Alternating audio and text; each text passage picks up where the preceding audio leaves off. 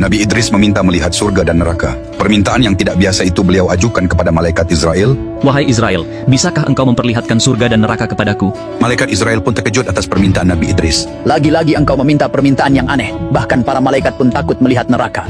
Nabi Idris alaihissalam keturunan ke-6 Nabi Adam memiliki sahabat yang tidak biasa. Beliau bersahabat dengan malaikat maut atau malaikat Israel. Nabi Idris meminta permintaan yang unik. Beliau meminta nyawanya dicabut dan kemudian dihidupkan kembali. Bukan hanya itu, beliau juga meminta untuk melihat surga dan neraka. Wahai Israel, bisakah kau memperlihatkan surga dan neraka kepadaku? Wahai Nabiullah, permintaanmu sungguh aneh. Bahkan para malaikat pun takut melihat neraka. Mengapa engkau ingin melihatnya? Jujur, aku takut dengan azab Allah. Aku ingin meningkatkan imanku. Semoga dengan melihatnya, aku lebih takut kepada Allah dan lebih giat beribadah. Nabi Idris pun berdoa kepada Allah untuk meminta restu.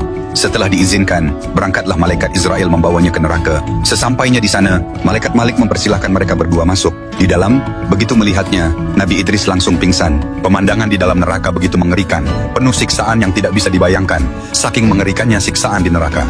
Setelah sadar, Nabi Idris dan malaikat Israel melanjutkan perjalanan ke surga.